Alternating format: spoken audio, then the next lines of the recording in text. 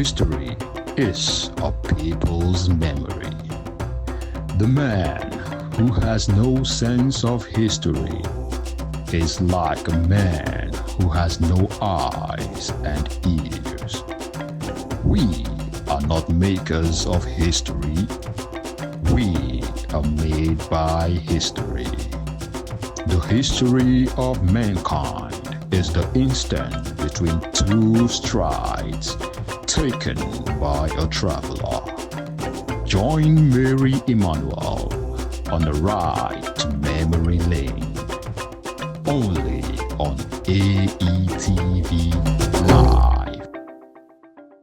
The history of Nigeria as a nation cannot be complete without Lokoja being mentioned in the story. Lokoja's auspicious location made her a host to numerous and notable European explorers, missionaries, trading companies, and successive colonial administrators. In the mid-80s, the first sign of alien presence in Lokoja was for commercial purposes, and this was because the land was close to two major African rivers, had its port, and a very favorable climatic condition. According to colonial history, William Balfour Beatty established Lokoja when he arrived in 1854 after a failed effort in Kaba. Originally, pre-colonial Lokoja dwellers were mainly hunters and gatherers who found a haven in the Malpati Hills. This hill served as their abode of security and a crossroad of navigable waterways. It is stated that William Balfour Beatty, a European explorer from Scotland, in 1857 convinced the people to descend and occupy the plain ground, negotiated with a local noble to start a road building project, and founded a marketplace which opened up trading on the river. Lokoja was later selected as the first British imperial outpost in the Nigerian interior, with the consulate setting up in 1860.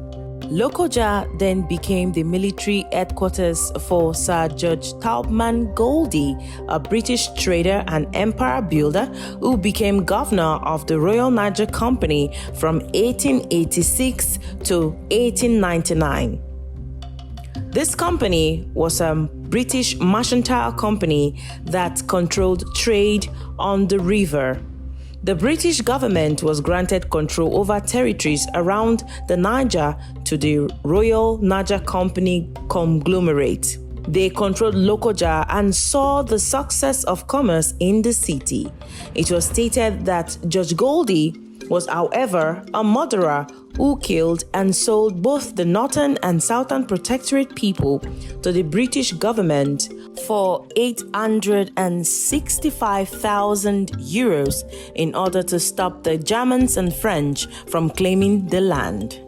However, on the 1st of January 1900, Sir George Goldie handed over Lokoja to Sir Frederick Logard, who was appointed the High Commissioner and Protectorate of Northern Nigeria. Lokoja was then incorporated into the Northern Nigeria Protectorate and was made its capital.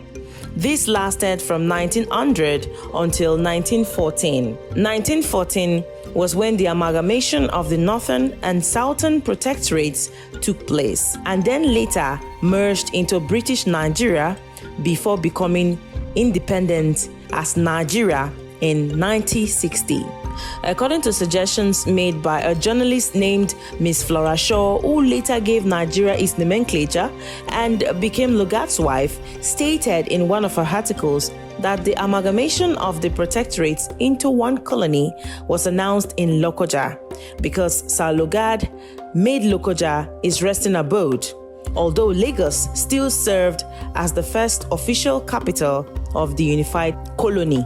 The modern-day Kogi state used to be a part of the post-independence northern region until 1967, when the region was again splitted. The now Kogi became a part of the new Benue and Niger states along with Kwara. However, the western Benue state, southeastern Kwara state, and far southern Niger State were again broken off to form the new Kogi State, with its capital as Lokoja on the 27th of August 1991.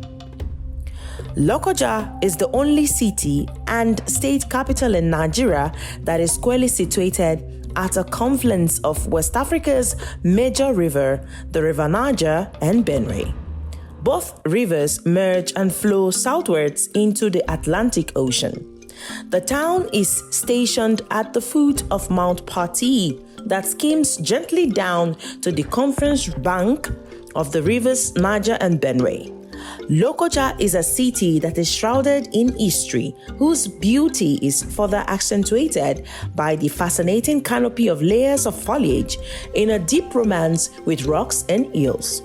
This peculiar geography of Lokoja is largely responsible for its unique political and economic position in the pre-colonial, colonial, and post-colonial developments of Nigeria as a country.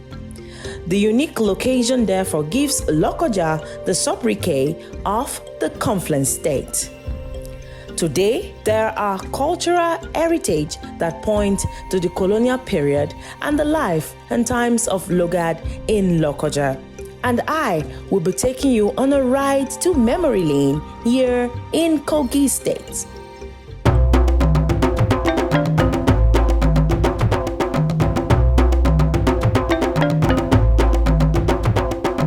Join Mary Emmanuel on a ride to memory lane. Only on AETV Live. Our first stop is Mount Pati.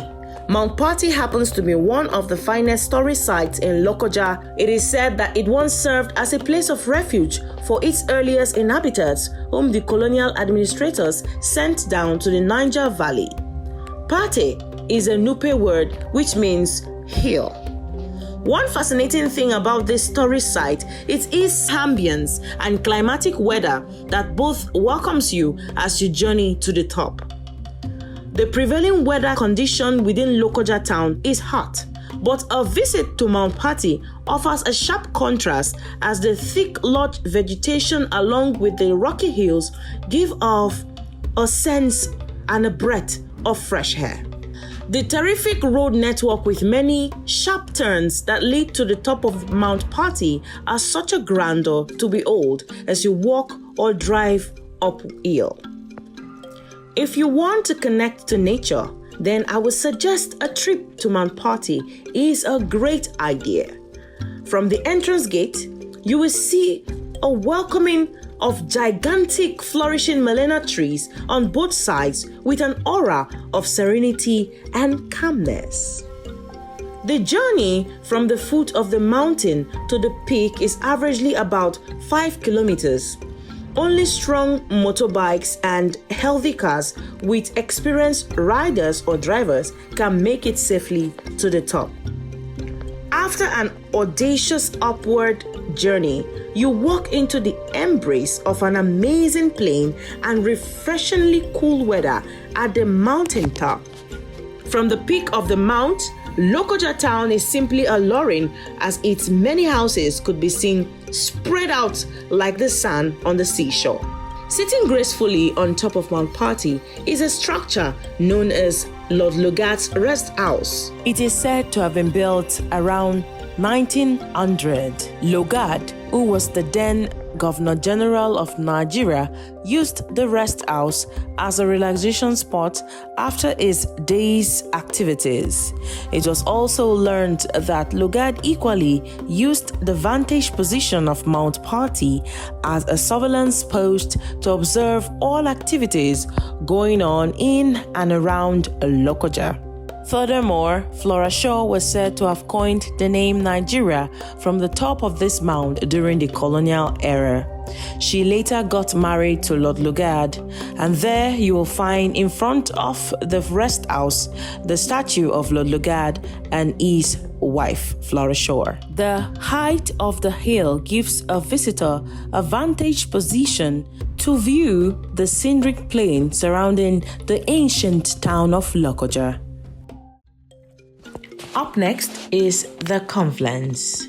Nigeria has two major rivers, namely River Niger and River Benue, and they are also the most largest rivers in West Africa. The River Niger originated from the Guinean highlands in Guinea and passes through Mali, Niger, and the Benin Republic before reaching Nigeria. The Niger River is actually brownish in color and has a total length of about 4,180 kilometers. The River Benue, on the other hand, begins from the Adamawa Plateau and passes through 18 towns in Africa across Cameroon and Nigeria. Its total length is 1,400 kilometers. River Benue is light green in color. Both rivers meet in Lokoja, forming a Y-shaped confluence called Niger-Benue Confluence. The confluence flows southwards into the sea. This confluence was discovered by the Landis brothers in 1830 at the peak of the dry season. It is one of the major tourist attractions in Lokoja.